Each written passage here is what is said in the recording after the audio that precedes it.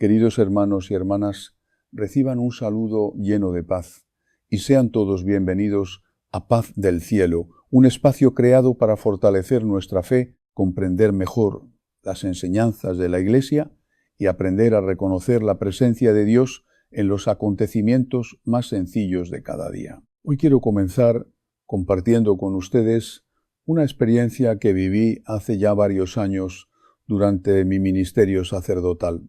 Es uno de esos recuerdos que permanecen para siempre en el corazón porque cambió profundamente mi manera de comprender cómo Dios puede hacerse presente en nuestra vida cotidiana, incluso a través de situaciones que muchas veces no sabemos explicar. En una de las comunidades donde servía, conocí a una mujer de aproximadamente 60 años. Era viuda, vivía sola en una pequeña casa, situada a las afueras del pueblo, y llevaba una vida sencilla. Quienes la conocían sabían que era una mujer de fe constante en la oración y especialmente devota del Santo Rosario. Desde la muerte de su esposo, la oración se había convertido en su principal consuelo y en la fuerza que la ayudaba a continuar cada día. Una mañana llegó a verme muy preocupada. Tenía los ojos llenos de lágrimas y su rostro mostraba una mezcla de tristeza, miedo y confusión. Se sentó frente a mí y después de guardar silencio durante unos segundos me dijo: «Padre, creo que me estoy volviendo loca». Al escucharla, le pregunté con calma qué estaba sucediendo y por qué pensaba algo así. Ella respiró profundamente y comenzó a contarme lo que estaba viviendo.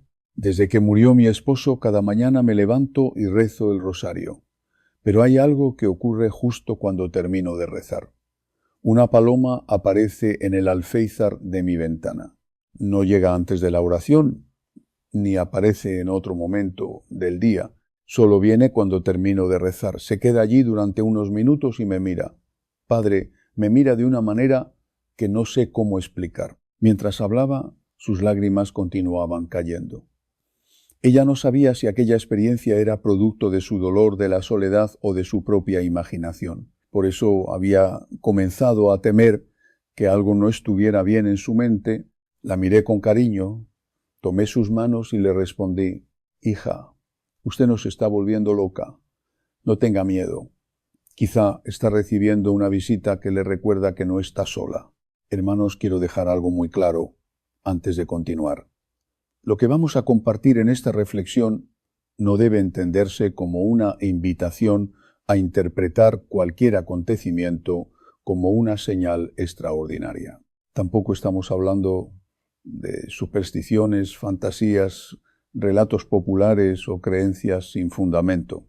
Estamos hablando de realidades espirituales que aparecen en la Sagrada Escritura, en la tradición de la Iglesia y en la experiencia de muchos santos, sacerdotes y creyentes a lo largo de los siglos. La creación pertenece a Dios y en distintos momentos de la historia de la salvación el Señor se ha servido de elementos sencillos para recordar su cercanía, comunicar una enseñanza o fortalecer la fe de quienes atravesaban momentos difíciles. Por eso, lo que deseo explicarles hoy requiere atención, serenidad y verdadero discernimiento. No se trata de buscar señales en todas partes ni de caer en interpretaciones apresuradas. Se trata de comprender que Dios no está lejos de nuestra vida diaria y que puede utilizar aquello que ha creado para llevar consuelo, esperanza y paz al corazón de sus hijos. Estas enseñanzas no siempre pueden desarrollarse en una homilía breve de 15 o 20 minutos. Requieren tiempo, profundidad y una explicación clara para evitar confusiones. Por eso hoy vamos a detenernos juntos, como una familia reunida en la fe, para hablar con seriedad sobre las cosas del cielo. Permanezcan atentos hasta el final, porque lo que van a escuchar puede ayudarles a comprender ciertas experiencias que quizá ustedes mismos han vivido, especialmente durante momentos de oración, pérdida, dolor o soledad. Hay 3 animales que aparecen en circunstancias muy específicas cuando un ángel del Señor está cerca de ti. Y digo cerca de ti, porque quiero que entiendan desde ahora que los ángeles no son seres lejanos, no son adornos del cielo, no son figuras decorativas para poner en un altar o en una estampita. Son mensajeros de Dios, son guerreros espirituales, son guardianes asignados por el Padre Celestial a cada alma que ha sido bautizada en el nombre de la Santísima Trinidad. El Catecismo de la Iglesia Católica, en el número 336, nos enseña con claridad meridiana que desde la infancia hasta la muerte, la vida humana está rodeada de la guarda y de la intercesión de los ángeles. Esto no es opinión mía. Esto es el magisterio de la Iglesia. Esto es lo que creemos como católicos. Esto es parte de nuestra fe. Pero antes de que continuemos, hermanos, si este mensaje ya está tocando tu corazón, si algo dentro de ti te dice que necesitabas escuchar esto hoy, te pido por favor que hagas algo muy sencillo.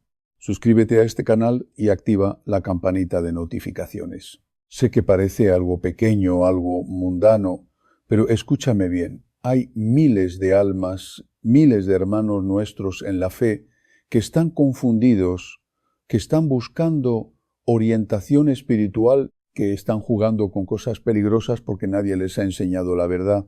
Y tú, hermano, hermana, puedes ser instrumento de Dios en este momento. Comparte este video con ese familiar que has visto andar con curanderos. Compártelo con esa amiga que consulta el tarot porque le da curiosidad. Compártelo con ese hijo que se alejó de la iglesia y no sabe que el demonio está aprovechando ese vacío. Puede ser que el Señor te puso frente a esta pantalla hoy precisamente para que seas tú quien lleve este mensaje a esa alma que lo necesita con urgencia. No lo subestimes. Dios trabaja así, hermanos. Dios trabaja a través de nosotros. Ahora bien, regresemos a lo que nos convoca a los ángeles y los animales. ¿Qué relación hay entre estos dos? ¿Por qué habría un ángel de usar un animal para comunicarse o para indicar su presencia? Y aquí, hermanos, necesito que me acompañen con la mente abierta y el corazón dispuesto, porque lo que voy a explicar es profundo, es hermoso y es completamente coherente con la revelación divina. Desde el Génesis, desde el primer libro de la Sagrada Escritura, vemos que Dios usa las criaturas del mundo natural para comunicarse con su pueblo. No es que los animales sean divinos, no es que les debamos culto ni veneración, eso sería paganismo, eso sería idolatría, eso sería algo completamente contrario a la fe católica y yo sería el primero en advertirles contra ello.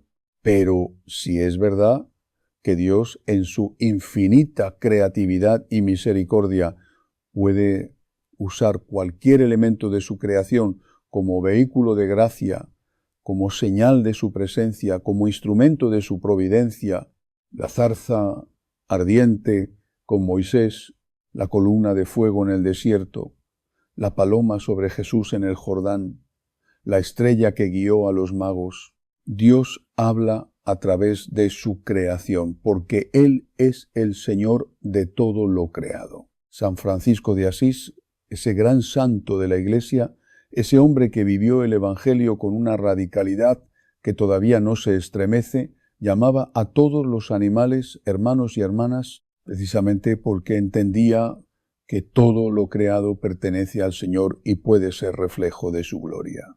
No era panteísmo, era teología profunda, hermanos. Era la comprensión de que la creación entera, como dice San Pablo en la carta a los Romanos capítulo 8, gime y sufre dolores de parto hasta ahora esperando la manifestación de los hijos de Dios.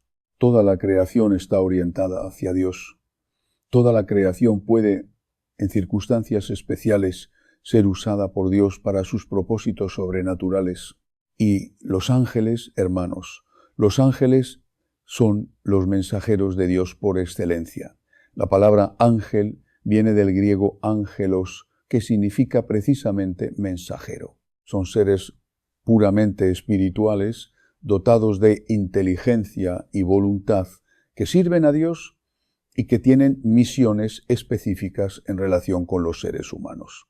En la Biblia aparecen mencionados cientos de veces. No son una idea marginal, no son un adorno teológico, son una realidad de nuestra fe.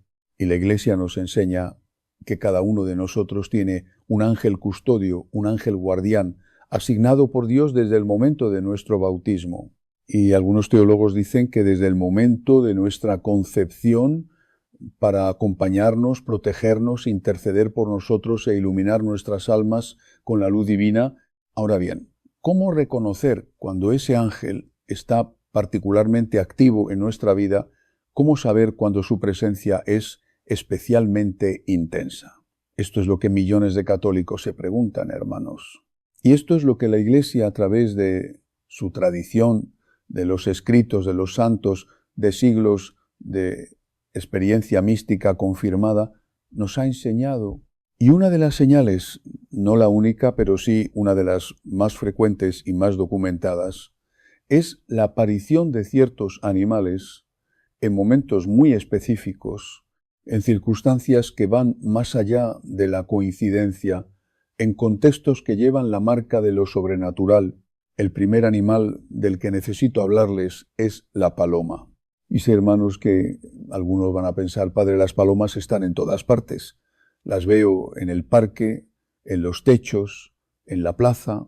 ¿Cómo voy a distinguir una paloma ordinaria de una paloma que lleva un mensaje angélico? Y esa es exactamente la pregunta correcta, y la respuesta está en el contexto, en el momento, en las circunstancias. No es cualquier paloma, no es en cualquier momento. Hay algo en el encuentro que el alma reconoce. Si es que el alma está en sintonía con Dios, la paloma en la Sagrada Escritura es símbolo del Espíritu Santo. San Lucas, en el capítulo 3 de su Evangelio, nos dice que cuando Jesús fue bautizado por Juan en el Jordán, el Espíritu Santo descendió sobre él en forma corporal como una paloma. No es accidental, hermanos, no es una imagen poética elegida al azar por el evangelista. El Espíritu Santo eligió esa forma porque la paloma en la tradición bíblica es símbolo de pureza, de paz, de presencia divina. Recordemos también a Noé en el Génesis.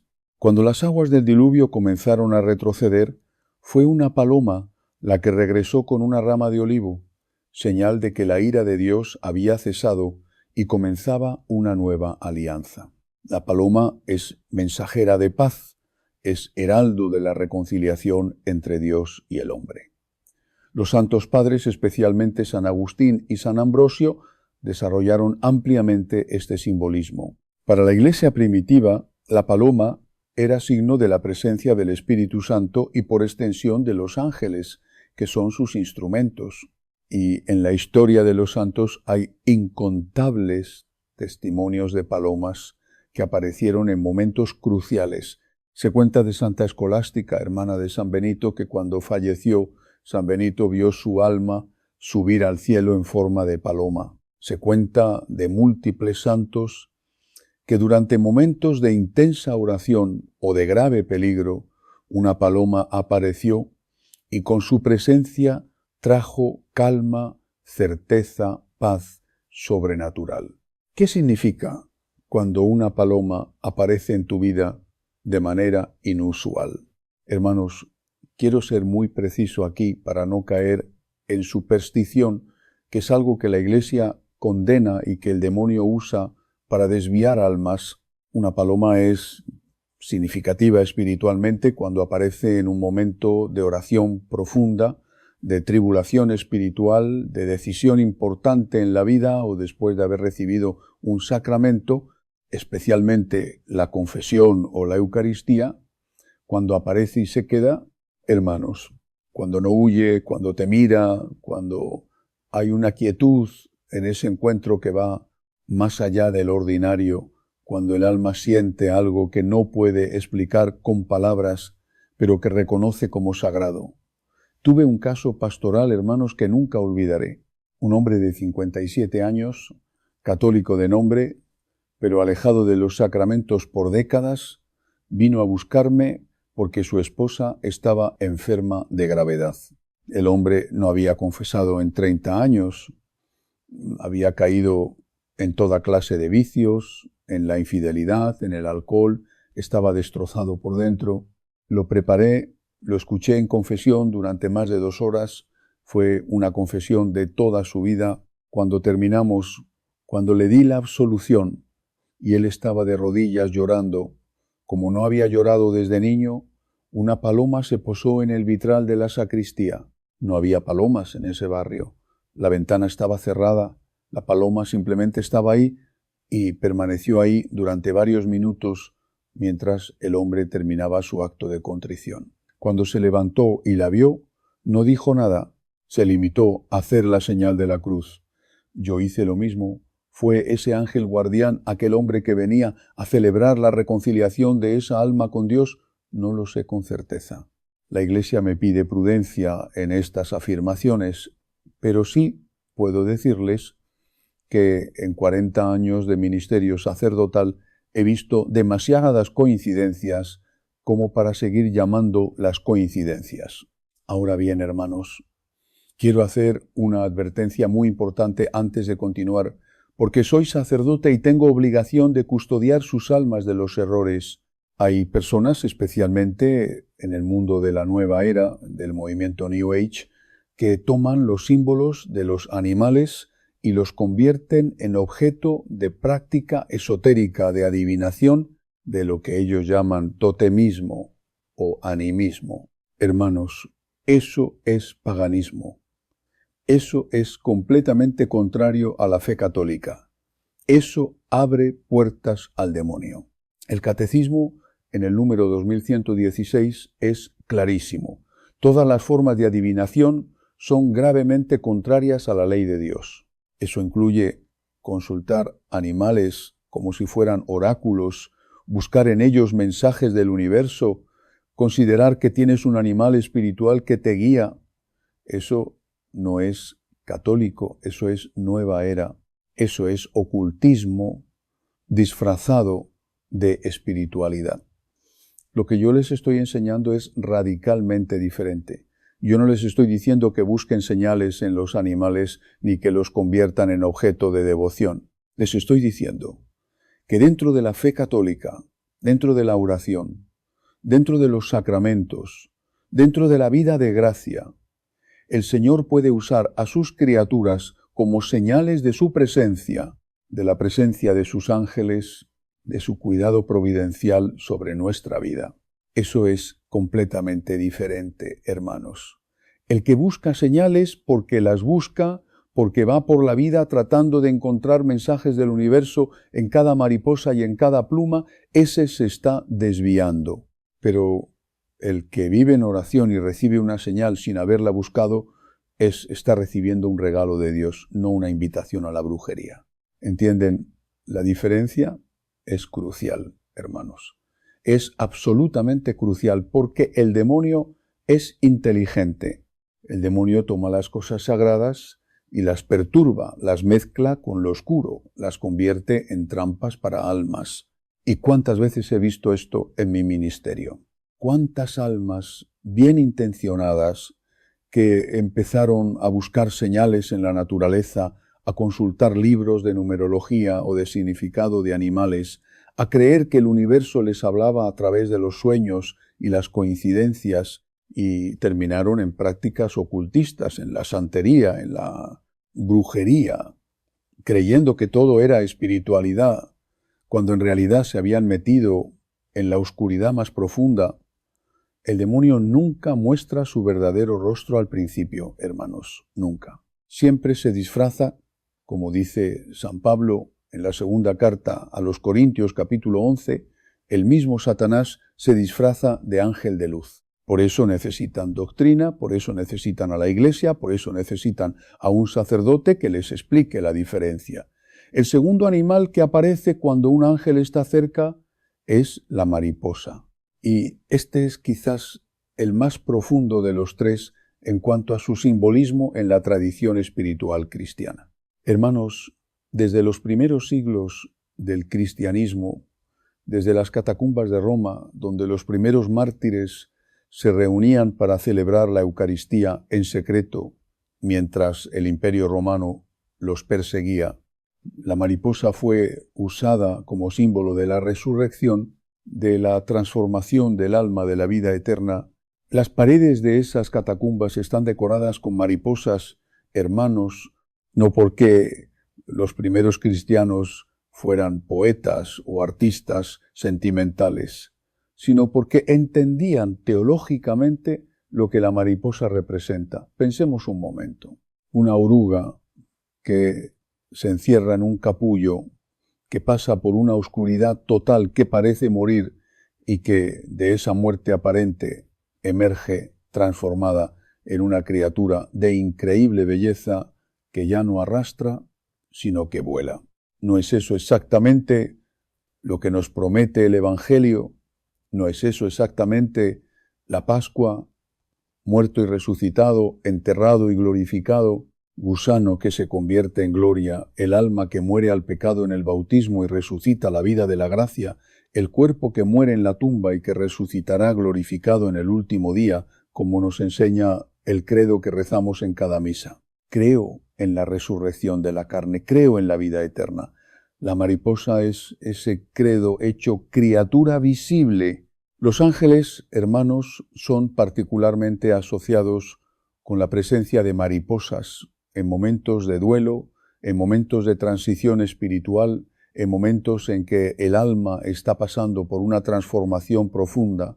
¿Cuántas personas me han contado que después del funeral de un ser querido, mientras lloraban junto a la tumba o en la capilla, una mariposa apareció y se posó cerca de ellos? Cuántas viudas, cuántos padres que han perdido un hijo me han dicho con los ojos llenos de lágrimas: Padre, sé que era una señal no de ocultismo, no de espiritismo, no de médiums, ni de sesiones de contacto con los muertos, que eso está gravemente prohibido por la Iglesia y abre puertas al demonio, sino de que el Señor, en su misericordia, envía consuelo a través de sus ángeles, y que a veces ese consuelo llega revestido de algo tan simple y tan hermoso como una mariposa. Quiero ser muy claro aquí, hermanos, porque hay una confusión enorme en este tema.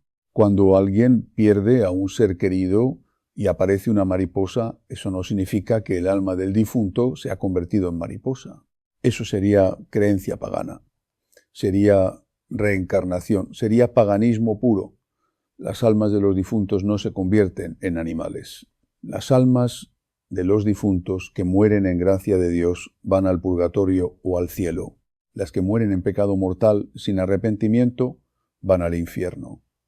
Y eso, hermanos, es una verdad de fe que no podemos suavizar ni disimular por comodidad o por no herir sentimientos.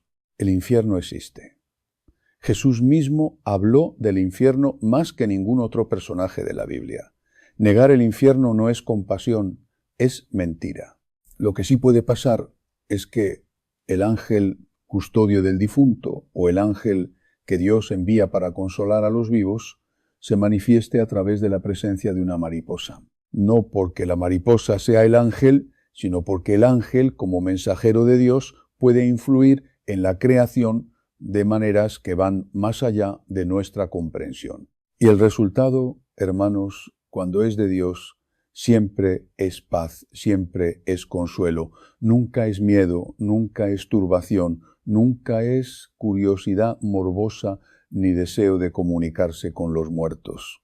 Si alguien ve una mariposa y eso lo lleva a querer comunicarse con el espíritu del difunto, a buscar un medium, asistir a una sesión espiritista, eso no viene de Dios. Eso viene del demonio que está usando algo bueno para llevarlos a algo malo. Cuando es de Dios, la señal lleva al alma a la oración, a la misa, al rosario, a la confesión, a dar gracias al Señor, a renovar la fe en la vida eterna. Ese es el criterio de discernimiento que nos enseña la Iglesia.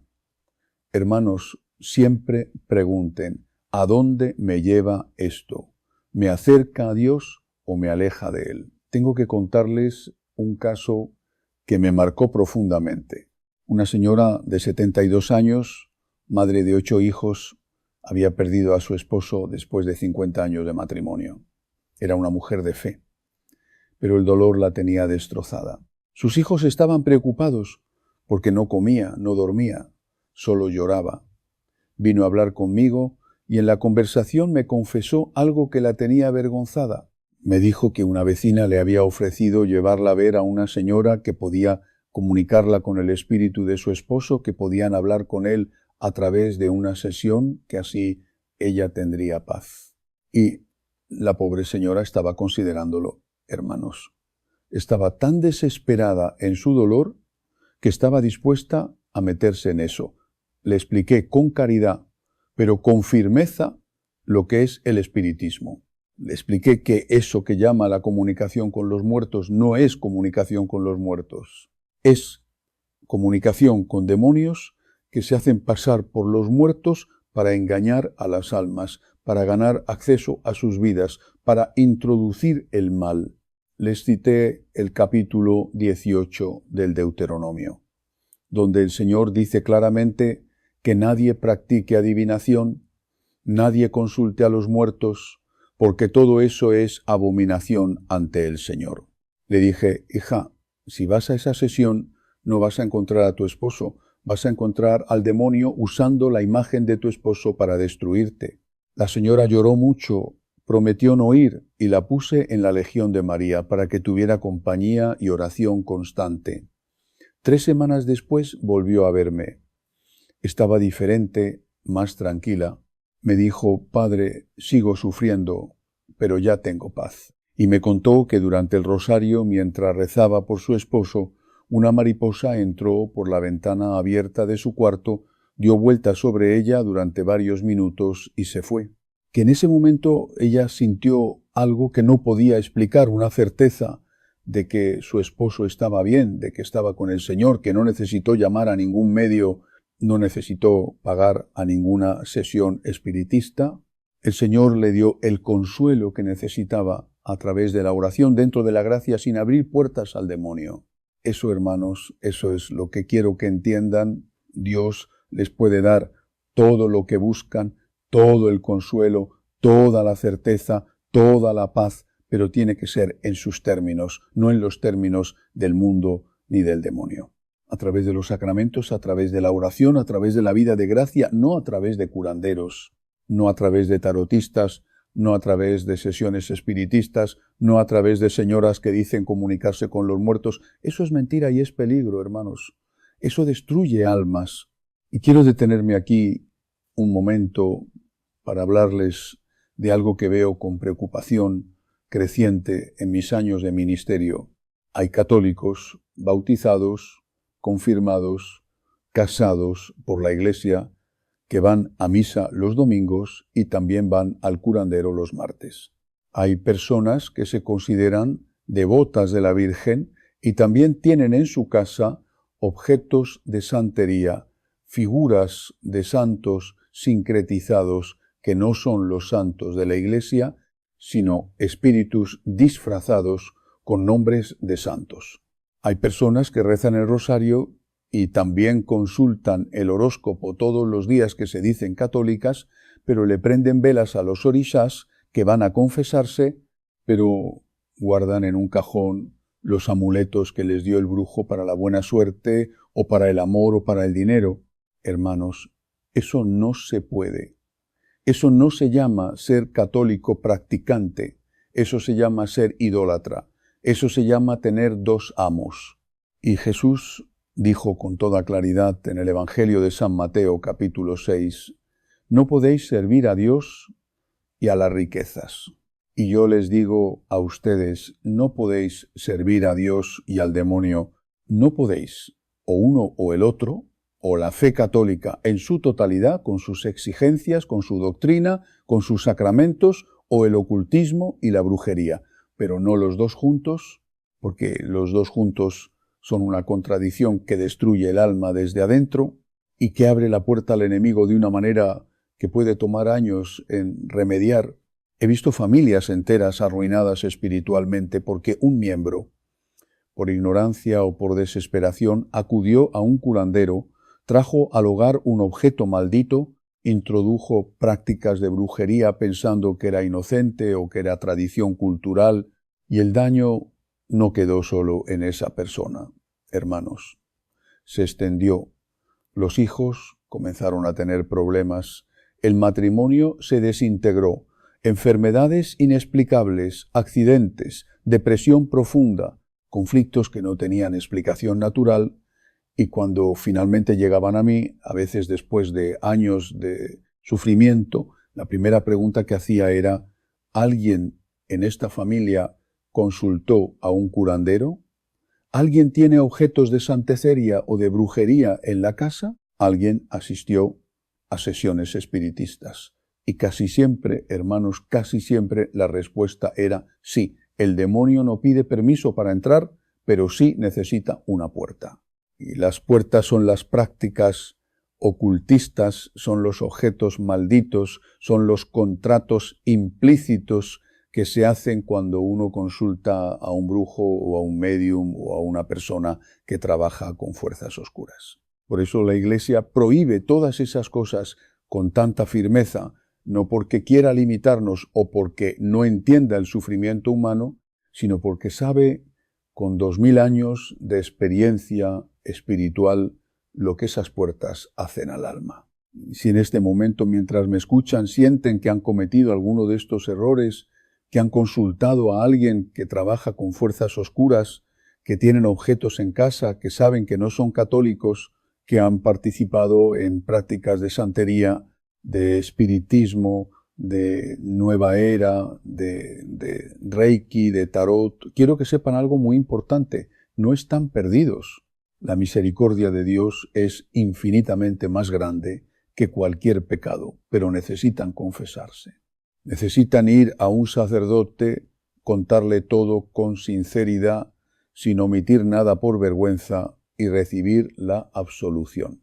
Necesitan deshacerse de todos los objetos de brujería que tengan en casa, quemarlos o destruirlos, no regalárselos a otros, porque entonces estarían trasladando el problema a otra persona, y necesitan consagrar su hogar al Sagrado Corazón de Jesús y al Inmaculado Corazón de María, bendecirlo con agua bendita y comenzar una vida de oración seria y constante. Eso es lo que sana, hermanos. No hay ninguna limpia de curandero que sane lo que solo Dios puede sanar. No hay ningún brujo que pueda deshacer lo que el demonio ha hecho, porque el demonio solo obedece a Dios y a la autoridad que Dios ha dado a su Iglesia. El brujo que dice que puede deshacer trabajos de brujería está mintiendo o está usando al demonio para engañarles doblemente. La única autoridad que el demonio teme es la de Jesucristo, ejercida a través de su Iglesia, a través de sus sacramentos, a través de sus ministros ordenados. Eso es lo que les digo con toda la autoridad de mi sacerdocio. Ahora regresemos al tercer animal, hermanos, porque este es quizás el que más sorprende a la gente cuando lo menciono, y es el colibrí, el pequeño, veloz, iridiscente colibrí. Esa criatura que parece no pertenecer del todo a este mundo, con sus colores que cambian según la luz, con su capacidad de detenerse en el aire como suspendida entre dos realidades, con su velocidad que la hace aparecer y desaparecer en un instante. ¿Por qué el colibrí?, se preguntan. Y la respuesta, hermanos, está en lo que el colibrí hace y en lo que simboliza en la tradición espiritual cristiana. Aunque quizás de una manera que no ha sido tan sistematizada como la de la paloma o la mariposa, pero que la experiencia pastoral, el testimonio de los santos del Nuevo Mundo especialmente, y la comprensión de la naturaleza de los ángeles nos permite articular. El colibrí es el único animal que puede volar hacia atrás, hacia adelante, hacia los lados, y que puede quedarse completamente inmóvil en el aire. Los científicos dicen que el colibrí en vuelo estacionario bate sus alas hasta 80 veces por segundo. Es un movimiento tan rápido que el ojo humano no puede verlo, solo ve el resultado. Una criatura que parece flotar, que parece estar entre el movimiento y la quietud al mismo tiempo. Santo Tomás de Aquino el doctor Angélico, el más grande teólogo que ha producido la Iglesia, describe a los ángeles como seres que se mueven de un lugar a otro instantáneamente sin recorrer el espacio intermedio, porque no están ligados al tiempo y al espacio de la manera en que lo estamos nosotros. Los ángeles no viajan de un punto a otro como nosotros viajamos, simplemente están aquí y luego están allá. ¿No le recuerda eso al colibrí, a esa criatura que aparece de repente, que existe en una velocidad que el ojo humano casi no puede registrar, que parece estar en dos lugares al mismo tiempo, que tiene esa calidad de presencia que es casi sobrenatural? No digo que el colibrí sea un ángel, hermanos. Digo que la manera en que existe en este mundo, la manera en que se mueve y aparece y desaparece, lo hace una criatura especialmente adecuada para que los ángeles se manifiesten a través de ella en momentos específicos. Y la experiencia pastoral confirma esto. He recibido testimonios de personas de distintos países, de México, de Colombia, de Venezuela, de Costa Rica, de Guatemala, que en momentos de oración intensa, de decisión crucial, de crisis espiritual aguda, han sido visitadas por un colibrí de manera completamente inusual. Colibríes que se posan sobre una mano tendida, colibríes que aparecen dentro de la iglesia durante la misa, colibríes que llegan justo en el momento en que alguien termina de rezar una oración de petición urgente, y en todos esos testimonios hay un elemento común, hermanos: la paz. La paz sobrenatural que sobrepasa todo entendimiento, como dice San Pablo en la carta a los Filipenses, capítulo 4, esa paz que solo Dios puede dar. Quiero contarles algo que ocurrió durante un retiro espiritual que yo mismo dirigí hace algunos años. Habíamos llegado al momento de la adoración eucarística. El Santísimo Sacramento estaba expuesto en el ostensorio y los retirantes estaban en silencio profundo, muchos de ellos llorando, muchos de ellos en ese estado de vulnerabilidad y apertura que produce la presencia real de Jesús en la Eucaristía. De repente, de la nada, un colibrí entró por una ventana que alguien había dejado entreabierta, voló directamente hacia el altar. Se quedó suspendido frente al ostensorio durante lo que parecía un tiempo eterno, pero que probablemente fue solo unos segundos y luego salió por donde entró. Nadie habló, nadie se movió, pero lo que ocurrió en ese silencio entre los que estaban allí, hermanos, fue algo que ninguno ha olvidado. Varios de ellos tomaron decisiones de vida radical en ese retiro. Un hombre regresó a la iglesia después de 15 años de alejamiento. Una joven discernió su vocación religiosa. El Señor actúa, hermanos. El Señor actúa. Ahora bien, ¿qué deben hacer ustedes con toda esta información que les he compartido? Porque sería irresponsable de mi parte darles este conocimiento sin darles también el marco correcto para usarlo.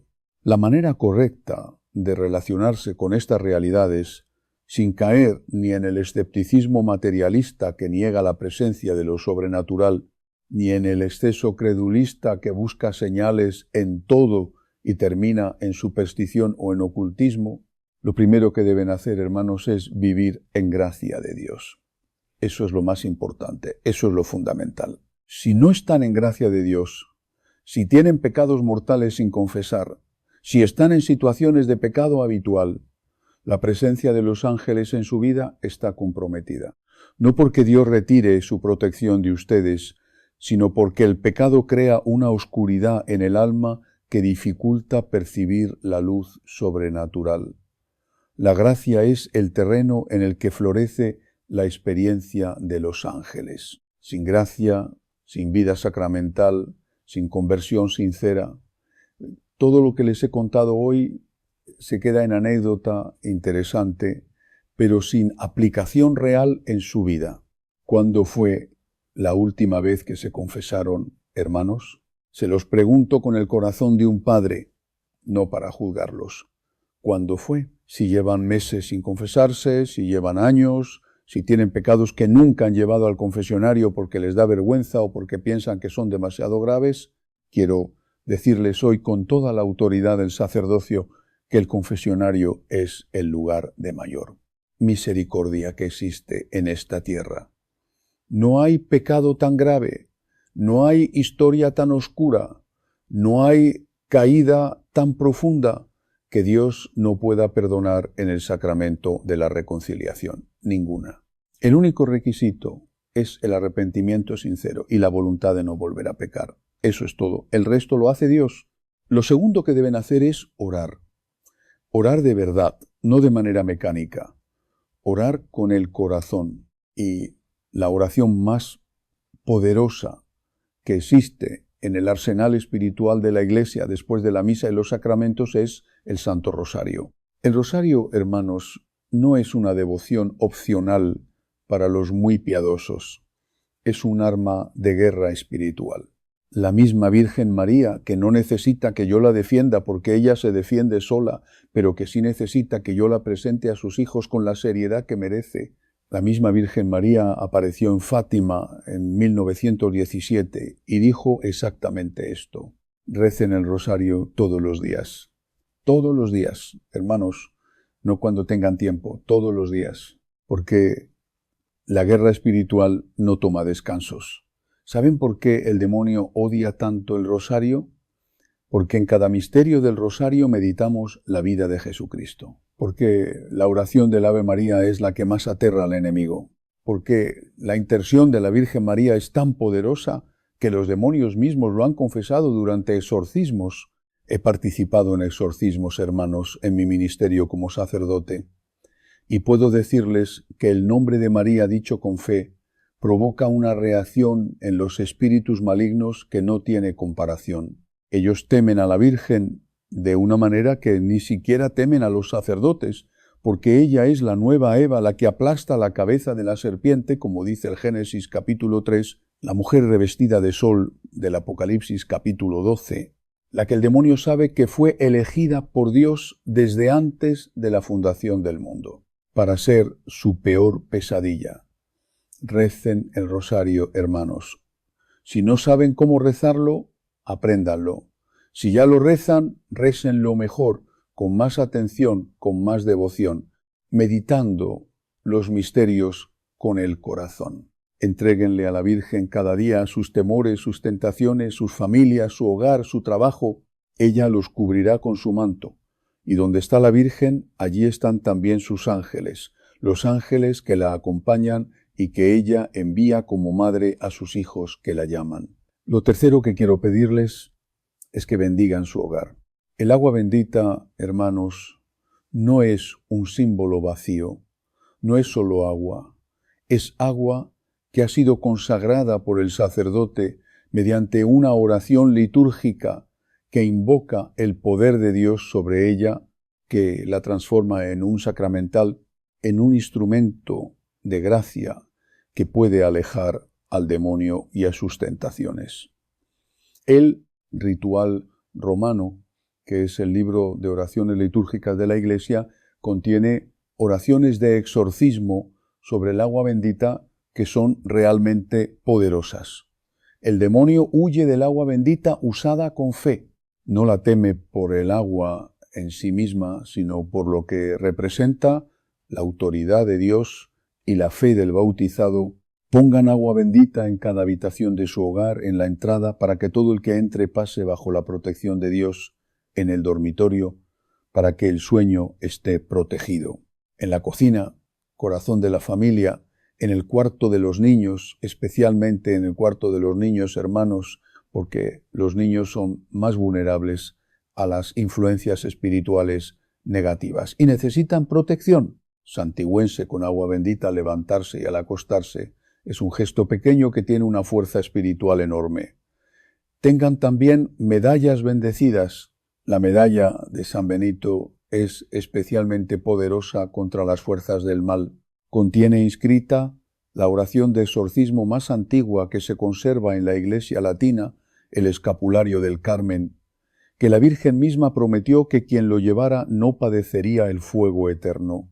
La medalla milagrosa, que la Virgen misma diseñó y prometió gracias a quienes la llevaran con fe y devoción. Estas no son supersticiones, hermanos, son sacramentales que la Iglesia ha probado, que tienen siglos de eficacia comprobada, que el demonio conoce y teme. Llévenlos con fe, no como amuletos mágicos, sino como signos de su pertenencia a Cristo y a su Iglesia. Y quiero hablarles también de la Eucaristía, hermanos, porque no puedo hablarles de protección espiritual sin hablarles del arma más poderosa que Dios nos ha dado. La Eucaristía, la Sagrada Comunión, el cuerpo, la sangre, el alma y la divinidad de Jesucristo bajo las especies del pan y del vino no es símbolo, no es representación, es la presencia real, sustancial, total de Jesucristo. El Concilio de Trento lo definió con precisión que no deja lugar a dudas. El mismo Señor que caminó por Galilea, que curó a los enfermos, que expulsó demonios, que resucitó de entre los muertos, ese mismo Señor se hace presente en el altar en cada misa y se entrega a nosotros en la comunión. ¿Saben lo que significa recibir a Jesús en la comunión en estado de gracia? Significa que el enemigo no puede tocarlos en ese momento. Significa que tienen dentro de ustedes al mismo que con una palabra calmó la tempestad, al resoplido mismo que los demonios le suplicaban que no los tormentara, al mismo ante cuyo nombre todo se dobla en el cielo, en la tierra y en los abismos. Como dice San Pablo en Filipenses capítulo 2, el demonio teme a la Eucaristía con un terror que no tiene expresión en lenguaje humano. Por eso hace todo lo posible para que la gente no vaya a misa, para que no reciba la comunión, para que no viva en gracia, porque la gracia es el terreno donde el demonio no puede operar. Pero, hermanos, la comunión recibida en pecado mortal sin haberse confesado es sacrilegio. Es una gravísima ofensa a Dios. No menos grave porque se haga con buena intención o porque uno sienta que merece comulgar. El pecado mortal no se borra con la comunión, sino con la confesión. Primero la confesión, luego la comunión. Ese es el orden que la Iglesia nos enseña.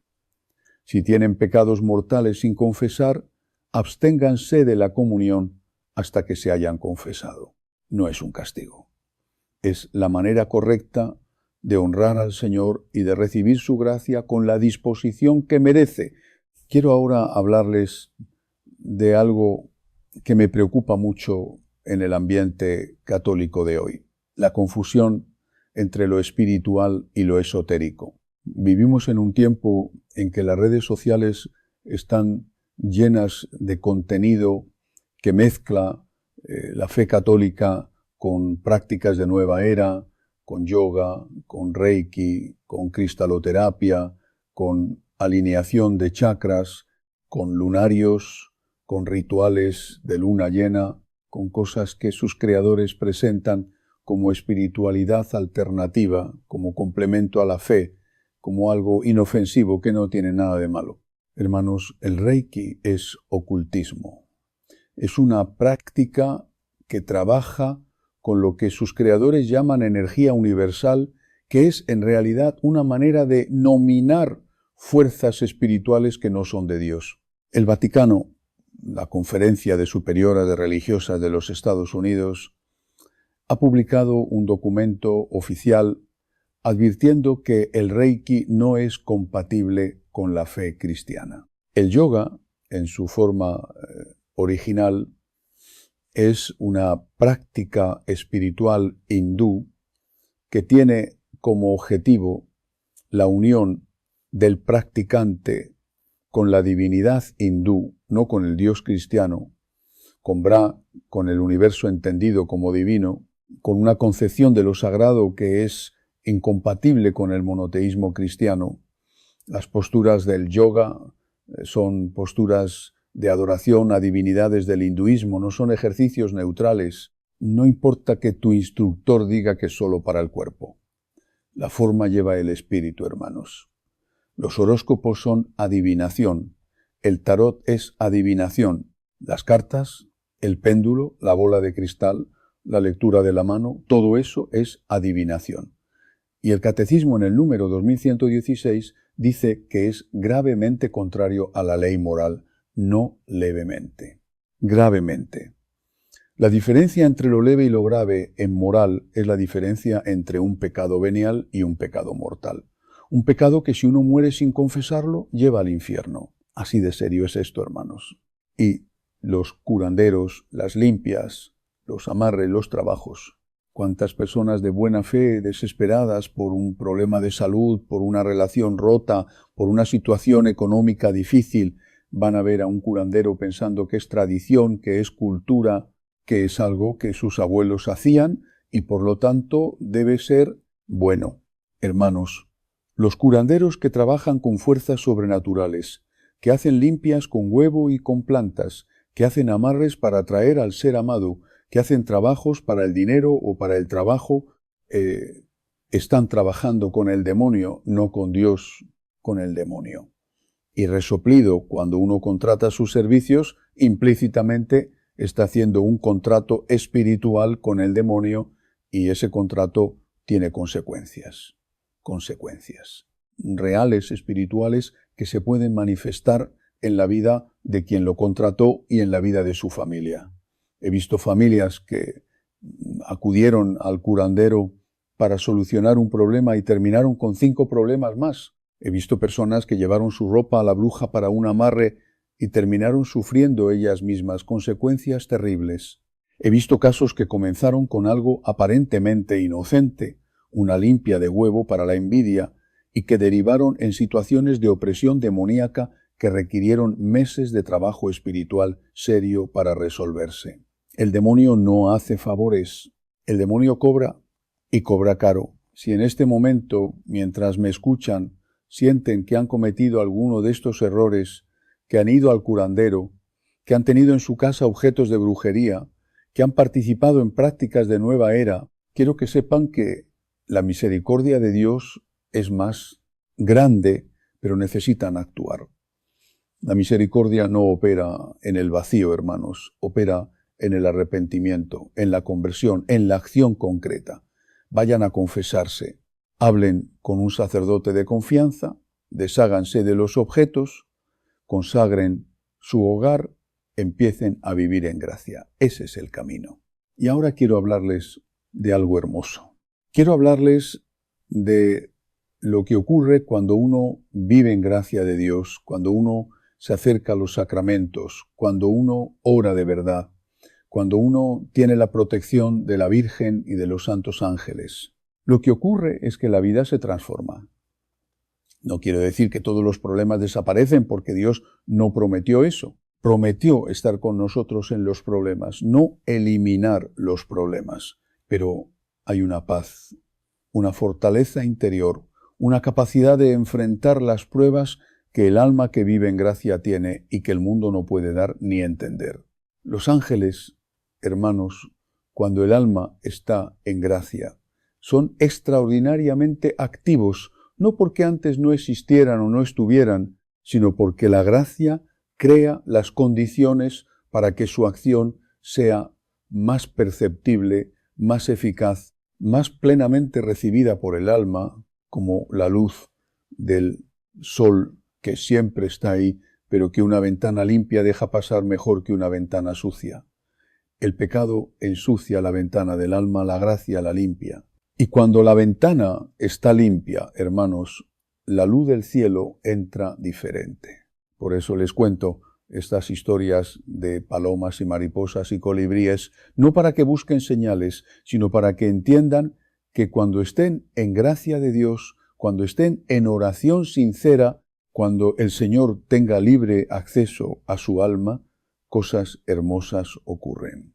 La creación misma se convierte en un recordatorio de que no están solos, de que hay un cielo, de que hay ángeles que los cuidan, de que hay un Dios que los ama con un amor que no tiene medida y que no cesa nunca. ¿Se imaginan vivir así, hermanos? ¿Se imaginan levantarse cada mañana sabiendo que tienen un ángel guardián que los ha cuidado durante la noche, que tienen a la Virgen María intercediendo por ustedes ante el trono de Dios, que tienen a Jesús que los espera en la Eucaristía para darse a ustedes completamente, para llenarlos con su gracia, para ser de ustedes hombres y mujeres nuevos. Esa es la vida cristiana plena, hermanos, y está al alcance de todos. No es para los perfectos ni para los muy santos.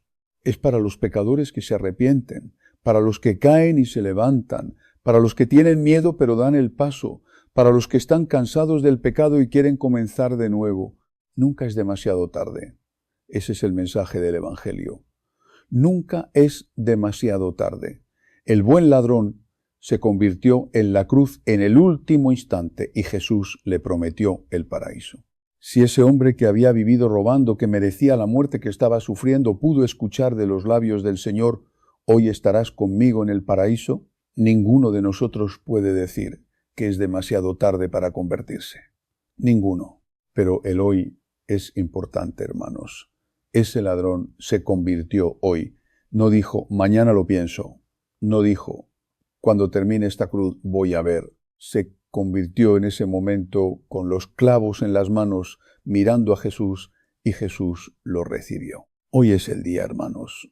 Este momento, mientras escuchan estas palabras, puede ser el momento en que algo cambie en su alma. No lo desperdicien. No digan después. El después es la trampa favorita del demonio. Hay personas que dicen después toda su vida y nunca llega el momento. Hay personas que murieron diciendo después y no tuvieron tiempo de convertirse. La muerte llega sin avisar, hermanos.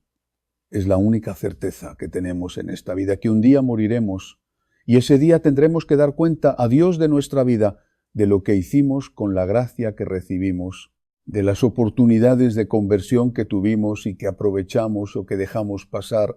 Quiero en este momento invitarlos a hacer algo concreto. Los que en este momento sienten en su corazón que necesitan confesarse, que han estado alejados de los sacramentos, que hay en su vida algo que necesita cambiar, que hay una práctica ocultista de la que necesitan liberarse, quiero pedirles que hagan ahora mismo en su corazón una petición a su ángel guardián, una petición sencilla. Desde el alma, ángel de mi guarda, mi dulce compañía, no me desampares ni de noche ni de día.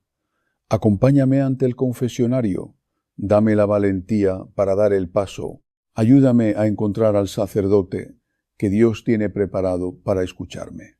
Esa oración, hermanos, esa oración tan sencilla que nos enseñaron de niños y que quizás muchos hemos olvidado, tiene un poder que no imaginamos. El ángel guardián es el primer intercesor después de la Virgen María. Está asignado a nuestra alma por decreto divino y no puede abandonarla a menos que nosotros lo rechacemos definitivamente eligiendo el pecado. Invóquenlo, hablen con él, díganle, ángel mío, necesito ayuda, ayúdame a volver a Dios. Él actuará. Lo hará de maneras que quizás no esperen, quizás a través de una paloma en la ventana, quizás a través de una mariposa en el cementerio un día de difuntos, quizás a través de un colibrí que aparece en el momento justo en que más lo necesitan, o quizás simplemente a través de la paz que de repente les llena el corazón sin explicación aparente, o a través de este video que llegó a ustedes en este momento y que los está llamando a volver a casa, porque eso es lo que es esta plática, hermanos, una llamada a volver a casa. El Padre bueno está en la puerta, no con el ceño fruncido ni con el brazo levantado para castigar, con los brazos abiertos, como el padre del hijo pródigo que vio al hijo venir de lejos cuando todavía estaba lejos y corrió hacia él. Dios corre hacia ustedes, hermanos. Solo necesitan dar el primer paso. Solo necesitan levantarse de donde están, de cualquier situación en la que estén y decir, Padre, peque. Eso es todo. Lo demás lo hace Él. Y ahora, hermanos, quiero que terminemos juntos esta plática con una oración. Quiero que, si pueden, se pongan de pie o al menos se incorporen, que pongan la mano derecha sobre el corazón y que repitan conmigo desde lo más profundo de su alma las palabras que voy a decir. Si están solos, díganlas en voz alta. Si están acompañados, no les dé vergüenza. La oración nunca da vergüenza. La oración es la voz más valiente que puede emitir un ser humano. Señor Jesús, estoy ante ti con mis pecados, con mis miedos, con mis errores, con todo lo que he hecho mal y con todo lo que he dejado de hacer bien. Me arrepiento, Señor, de corazón. Me arrepiento de haberme alejado de ti, de haber buscado en otros lugares lo que solo tú puedes dar. Perdóname. Señor Jesús, límpiame con tu sangre preciosa y renueva en mí la gracia que recibí en el bautismo. Cierra todas las puertas que yo haya abierto al enemigo por ignorancia, debilidad o pecado. Que tu santa cruz permanezca sobre mi vida, sobre mi hogar y sobre cada miembro de mi familia. Aparta de nosotros todo aquello que nos aleje de tu presencia y concédenos la fuerza necesaria para caminar nuevamente por el camino de la fe. Ángel de mi guarda, fiel compañero que el Señor ha colocado a mi lado, te pido que me acompañes en este proceso de conversión. Ayúdame a reconocer mis errores, a tomar decisiones correctas y a permanecer firme cuando lleguen las tentaciones. Guía mis pasos para que no vuelva a apartarme de Dios y para que mi vida sea cada día más cercana a su voluntad. Virgen María, Madre nuestra, cúbrenos con tu manto y protege nuestras familias.